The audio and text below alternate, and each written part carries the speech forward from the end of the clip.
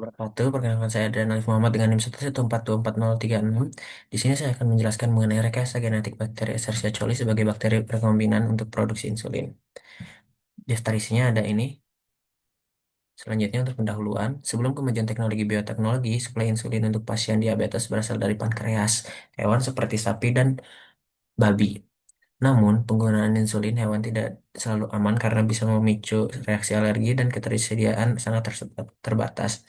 Seiring perkembangan ilmu pengetahuan, teknologi DNA rekombinan memberikan solusi inovatif untuk memproduksi insulin manusia secara in vitro menggunakan organisme prokariotik, khususnya untuk bakteri Escherichia coli.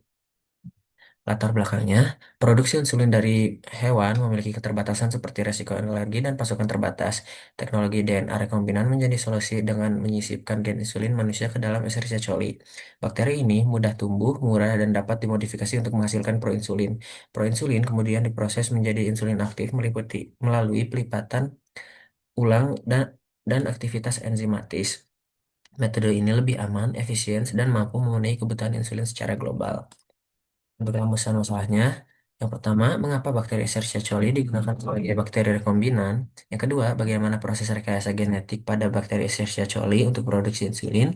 Yang ketiga, bagaimana efektivitas dan efisiensi dari bakteri Escherichia coli untuk produksi insulin? Tujuannya ada tiga, yaitu menjelaskan alasan pemilihan bakteri Escherichia coli sebagai bakteri rekombinan, menjelaskan proses rekayasa genetik pada bakteri Escherichia coli untuk produksi insulin, dan yang terakhir, menjelaskan efektivitas dan efisiensi bakteri Escherichia coli untuk produksi insulin. Untuk metodenya, kami menggunakan metode kualitatif atau dengan studi literatur atau kajian pustaka. Langkahnya, analisis sumber ilmiah terkait proses rekayasa genetik Escherichia coli dalam produksi insulin. Kajian teorinya, yang pertama, struktur dan fungsi DNA, RNA, dan protein. DNA atau deoksibonukleik acid difungsi sebagai penyimpan utama informasi genetik dalam bentuk untai ganda yang tersusun atas pasangan basa nitrogen adenin timin dan guanin sitosin. DNA mengalami transkrip menjadi RNA, yaitu molekul untai ganda yang menggunakan basa urasil sebagai pengganti timin dan terdiri dari beberapa jenis seperti mRNA, tRNA, dan rRNA yang berperan penting dalam sintesis protein. Protein sebagai hasil akhir ekspresi genetik adalah polimer asam amino yang menjalankan sebagai fungsi vital mulai dari enzim, hormon seperti insulin hingga struktur seluler. Dogma sentral biologi molekular.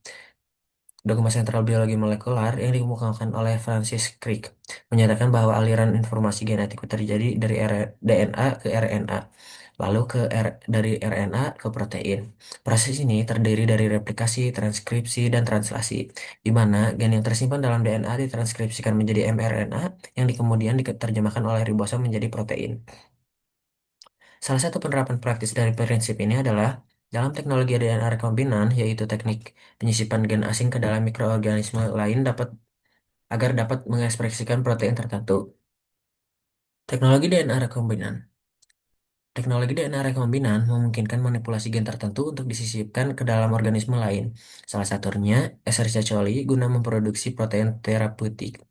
Penggunaan mikroorganisme virulen yang dilemahkan atau yang dimatikan telah digantikan dengan penggunaan subunit vaksin yang lebih efektif dengan teknologi DNA rekombinan.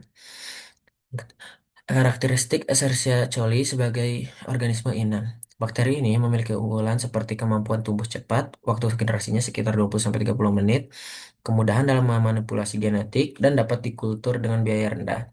Escherichia coli memiliki kemampuan untuk bertahan pada berbagai kondisi kondisi lingkungan adalah salah satu keuntungan yang menyebabkan seringnya penggunaan Escherichia coli sebagai organisme model. Escherichia coli juga sering digunakan sebagai sistem ekspresi dalam produksi protein rekombinan karena kemampuannya dalam menampung plasmid dan menghasilkan protein dalam jumlah besar. Struktur dan produksi insulin manusia. Insulin manusia adalah hormon peptida dengan massa molekul 5088 DA 5808 DA yang diproduksi oleh sel beta pulau Langerhans pankreas dan bertanggung jawab untuk mengatur metabolisme glukosa. Insulin diketemukan sebagai polipeptida dan tersusun dari dua rantai protein dengan 21 asam amino dalam rantai A dan 30 asam amino dalam rantai B yang berjumlah total 51 yang dihubungkan oleh jembatan disulfida. Dengan kemajuan bioteknologi, gen insulin manusia kini dapat disisipkan ke dalam sistem ekspresi bakteri seperti Escherichia coli memproduksi insulin secara massal. Untuk pembahasannya, yang pertama alasan pemilihan Escherichia coli sebagai bakteri rekombinan. Alasannya yaitu sebagai sistem dalam produksi insulin rekombinan karena memiliki sejumlah keunggulan dari segi biologis, teknis, dan ekonomis. Memiliki laju pertumbuhan yang sangat cepat dan yang memungkinkan produksi biomolekul dalam waktu singkat. Sistem genetik Escherichia coli telah dipelajari secara luas menjadikannya organisme model yang mudah dimodifikasi melalui teknik rekayasa genetik. Kemampuan mengekspresikan protein dalam jumlah besar serta biaya budaya yang relatif rendah.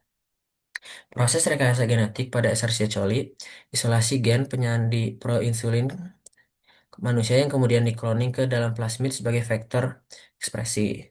Selanjutnya, plasmid rekombinan dimasukkan ke dalam sel Escherichia coli melalui proses transformasi. Selanjutnya, Escherichia coli akan mengekspresikan protein proinsulin dalam bentuk inclusion bodies, yaitu agregat protein yang tidak larut.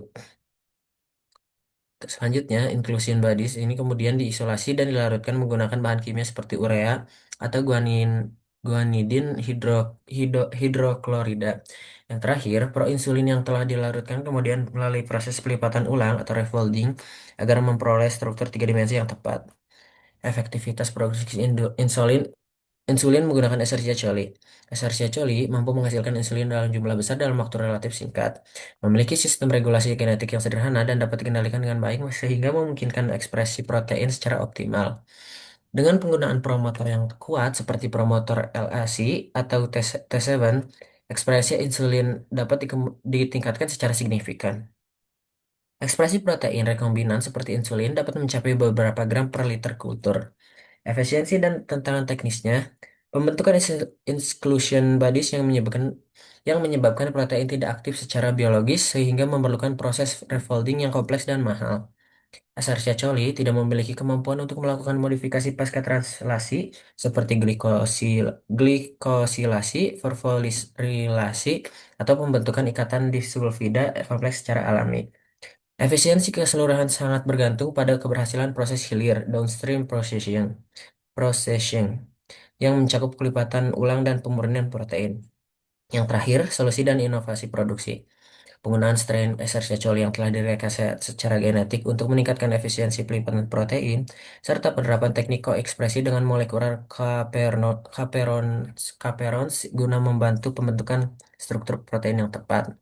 Optimalisasi kondisi kultur seperti suhu, pH, dan waktu induksi agar ekspresi insulin tetap tinggi namun tidak membentuk agregat protein yang merugikan. Kesimpulannya, pemanfaatan Escherichia coli sebagai sistem ekspresi untuk reproduksi insulin rekombinan terbukti sangat efektif dan efisien. Bakteri ini memiliki keunggulan dalam hal kecepatan pertumbuhan, kestabilan genetik, kemudahan modifikasi, dan biaya produksi yang rendah. Melalui teknologi DNA rekombinan, gen insulin dapat diekspresikan dalam Escherichia coli dan menghasilkan insulin aktif yang identik dengan insulin alami manusia. Walaupun terdapat kendala teknis seperti pembentukan inclusion bodies dan keterbatasan modifikasi pasca translasi, pendekatan teknologi modern mampu mengatasinya. Dengan demikian, Escherichia coli tetap menjadikan platform utama dalam mendukung ketersediaan insulin secara global yang aman dan berkelanjutan. Untuk saran yang kami berikan, yang pertama, pengembangan dilakukan pada strain Escherichia coli yang lebih stabil dan memiliki kemampuan pelipatan protein yang lebih baik. Yang kedua, penelitian mendalam terhadap metode koekspresi dengan molekular chaperones serta optimasi proses downstream seperti pelipatan ulang dan pemurnian. Dan yang terakhir, kolaborasi antara institusi riset dan industri bioteknologi.